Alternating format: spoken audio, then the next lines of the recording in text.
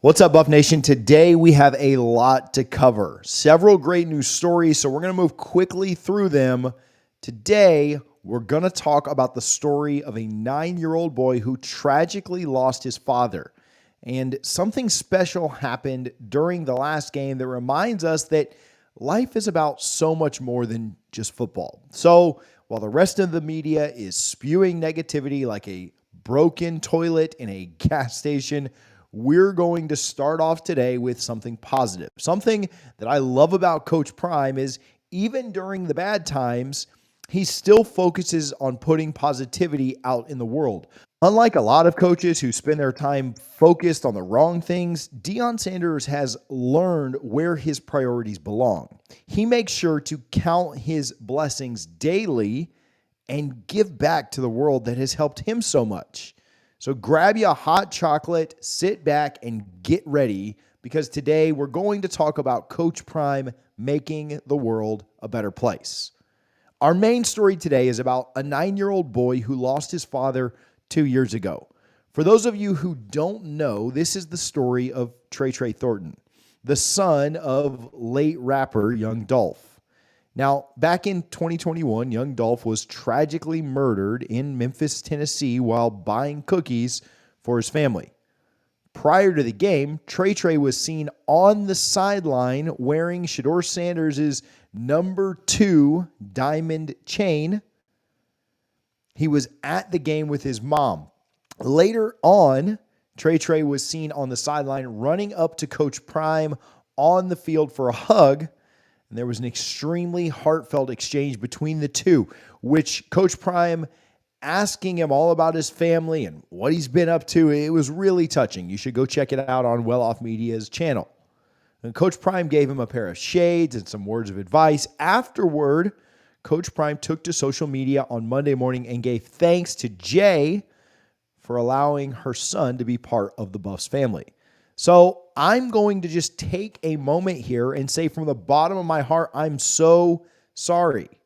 What happened to this young man is terrible. Nobody should have to lose their father at this young age. But as a silver lining, I am happy to see him doing so well. And I'm happy to see that Coach Prime stepped up to mentor this young man. I think about having Coach Prime as a mentor could really only help his chances of being successful in life. Coach Prime knows that there is so much more to life than football. We cover football an absolute ton on this channel. We talk about every game. We talk about every situation. We talk about every opponent. We talk about just about every recruit. But we do a lot more than that. We talk about the stories that really make Coach Prime who he is. And I hope this doesn't offend people. I've said it several times on the channel, and most of you agree with me in the comments when I do. Coach Prime is more than a football coach, and hopefully you guys see that and you know that now. And to this young man, to Trey, he doesn't care if Colorado wins and goes 12-0 or 0-12. Coach Prime is a hero to him because of who he is in his time of need. Now, of course, I don't want to go 0-12. Coach Prime does neither, and Trey would probably like to see us win more games than we lose as well. But the point remains that the positivity and the person that Coach Prime is outweighs everything else. And that is why we continue to choose to focus on that side of things. Next up, Coach Prime had a harsh message for the team regarding the negativity that will come due to the loss. Coach Prime said, "I don't understand. I don't think you understand what this world consists of.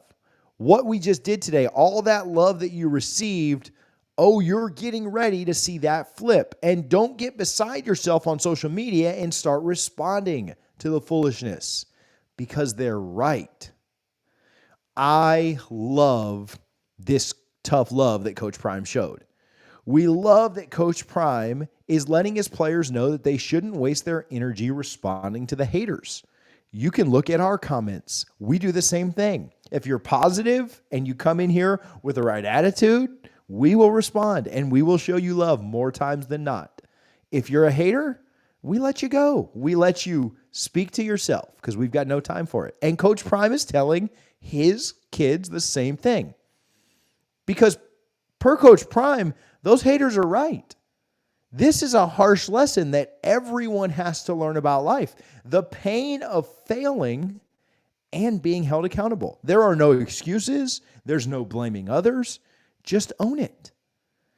Coach Prime also doesn't get his self-worth from the people out there who have opinions on how he's doing. If you listen to the outside world when they're telling you good things, but then you mess up and you have to ignore the outside world, but then if you start doing good things again, you got to listen to them again, but then if you mess up again, you got to ignore. No, focus on you and focus on what you can get done. And that's the motto. That's the way that Coach Prime wants his players to operate because that's how he operates. You guys, we're pretty positive, but there's a lot of negativity out there around Coach Prime, and he knows that. And he knows that people don't like him at times, and that's completely okay with him. He doesn't get his self-worth because I say good things about him or Whitlock says bad things. He doesn't care either way. I'm sure he prefers good things said, but I don't think he cares. I could say a million nice things. Whitlock can say a million negative things. And Coach Prime's still going to continue being himself. And that's what he wants his players to do as well. Next up, a Stanford player decided to fire some shots after the game. He posted on Twitter. Now, he's a Stanford offensive lineman. His name's Fisher Anderson.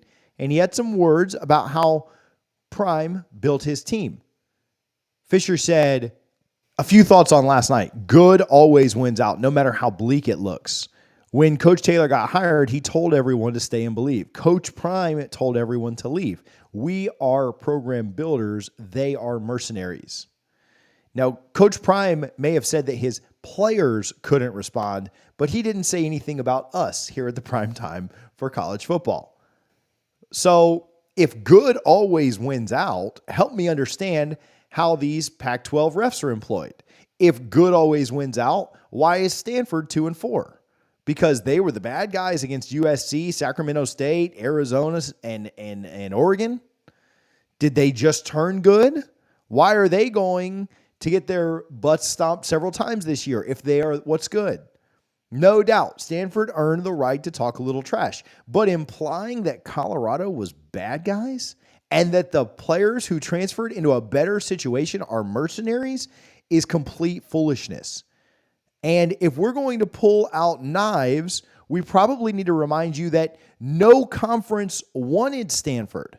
Unlike Colorado, who got an invite to the Big 12, Stanford was on the verge of falling out of the Power 5. And if good always wins out, why are they having to give up 70% of what they earn over the next 9 years to buy their way into the ACC? And the fact that the post is still up several days later tells me that the Stanford coach endorses this message. Like Coach Prime said, take all the shots you want, but just remember that we're keeping the receipts. Again, I'm glad that Travis Hunter didn't respond to this. I'm glad that Shador didn't respond to this. But Coach Prime didn't say anything about the fact that we couldn't respond to this. And this is really asinine. Again, you get the right to talk trash when you win a game. I understand that. We talked a lot of trash after we won the first 3 games of the year. But we didn't call the other team bad guys. And I think to imply that is kind of reckless and does show a little bit of a lack of character, a lack of maturity. But that's maybe for you guys to judge. Next up, Saturday Night Live did a skit on Coach Prime over the weekend. During the skit, actor Kenan Thompson poked fun at Coach Prime for all the hype they sustain, even with being an average football team. Now, personally, I thought that this skit was hilarious. I know a lot of you out there may take it personally, but you got to keep your sense of humor in situations like this. To me, it's just like the Coach 30 thing. Sometimes you're going to get to be on the fun side of the Coach 30 thing. Sometimes you're going to be on the wrong side. We know Coach Prime was laughing and keeping his spirits up. So it's easy for people to forget how bad this team was last year and how far they've already come. And next year, when this team takes another step and shows more improvement, I think it's likely that Saturday Night Live has Coach Prime on. He's obviously been on the past. And he's going to be sitting there right next to Keenan Thompson, laughing his tail off, reminding him of who his daddy is. Now, I get it. It's never fun to be the butt of the jokes. It's never fun to be the one that gets laughed at. I understand that. But I'm telling you, sometimes jokes are just funny and you got to laugh at them. Our final story today is about Coach Prime's response to an ESPN analyst. For those of you who may have missed it, ESPN's Stephen A. Smith called Colorado's loss to Stanford an absolute disgrace. Well, Coach Prime responded to Stephen A. with something unexpected. He said, "He's right. Now let's move on." We love this response from Coach Prime. He is as cool as a cucumber, and he's not going to let Stephen A. troll him. The best way to disarm a troll and absolutely just shut them down is to just tell them they're right. Pour out that flame of hate with love. Listen, Stephen A. Smith has made a career of saying clickbaity, controversial, enraging, upsetting, and things that'll just get pure under your skin. Because guess what?